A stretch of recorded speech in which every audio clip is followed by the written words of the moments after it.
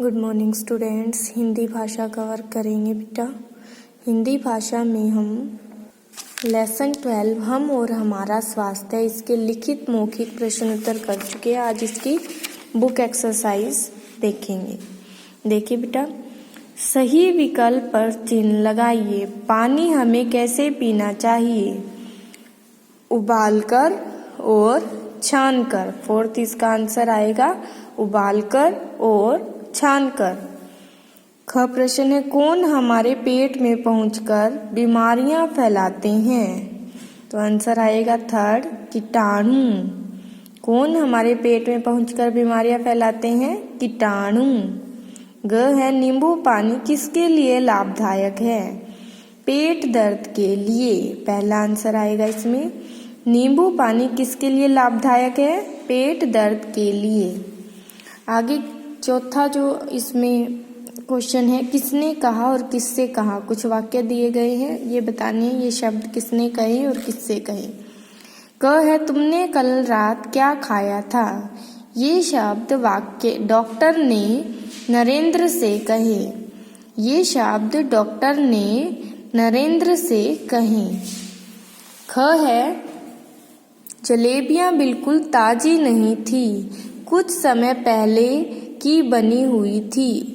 तो इसमें ये शब्द नरेंद्र ने डॉक्टर से कहे थे। ये शब्द नरेंद्र ने डॉक्टर से कहे। ग है, यह आप क्या कह रहे हैं? यह कैसे हो सकता है? तो ये शब्द नरेंद्र ने डॉक्टर से कहे। घ है, खुले भोजन पर मक्खियां व छोटे छोटे कीटाणु बैठते हैं। इस भोजन को खाने से कीटाणु पेट में पहुंच जाते हैं। तो ये शब्द भी डॉक्टर ने नरेंद्र से कहे। ये शब्द डॉक्टर ने नरेंद्र से कहे। अड़े है, हमें खाने के विषय में बिल्कुल भी लापरवाही नहीं करनी चाहिए। ये शब्द डॉक्टर ने नरेंद्र से कहे। आगे पाठ के आधार पर रिक्त स्थान दिए गए हैं, इनको पढ़ेंगे। क है, दर्द से नरेंद्र डैश हो उठा बेचैन।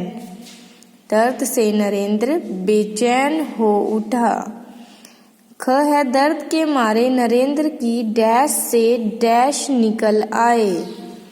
दर्द के मारे नरेंद्र की आंखों से आंसू निकल आए।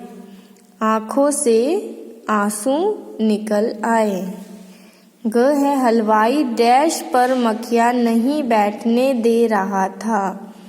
हलवाई जलेबियों पर मक्खियां नहीं बैठने दे रहा था। घ है, हलवाई पंखे से डैश उड़ा रहा था। हलवाई पंखे से मक्खियां उड़ा रहा था। अड़े है, डैश को सदा उबालकर और डैश पीना चाहिए। पानी को सदा उबालकर और छानकर पीना चाहिए। उसके बाद सही और गलत पर निशान लगाना है कुछ वाक्यों में। क है, नरेंद्र की माता जी ने उसे नींबू पानी पीने के लिए दिया। इसको टिक करेंगे, ये सही है। ख है, नरेंद्र ने स्कूल से लौटते समय दोस्तों के साथ लड्डू खा लिए। लड्डू नहीं, यहाँ जलेबियां आएगा, ये गलत हो जाता है। घ है, खुले स्थान पर रखी उन जलेबियों पर मक्खियां अवश्य बैठी होंगी। ये ठीक है।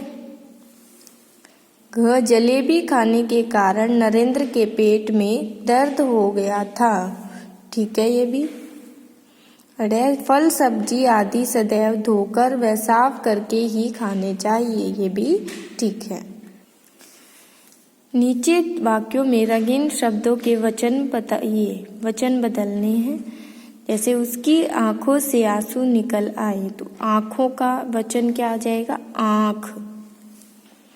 रात मैंने रोटी और दाल चावल खाए थे, तो रोटी का क्या आ जाएगा? रोटियां। रोटियां। दोस्तों ने जलेबियां खिला दी थी, तो दोस्त और जलेबी। दोस्त जलेबी। हलवाई मक्खियाँ उड़ा रहा था।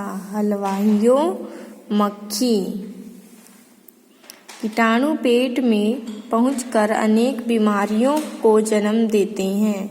बीमारी तो पहले का आएगा आँख, रोटियां, दोस्त, जलेबी, हलवाइयों, मक्खी, बीमारी। ओके।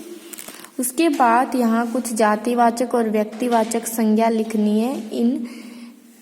यहाँ पर कुछ वर्ड्स दिए गए हैं, शब्द दिए गए हैं। इनमें से कौन सी जातिवाचक संज्ञा है और कौन सी व्यक्तिवाचक संज्ञा है, ये लिखना है।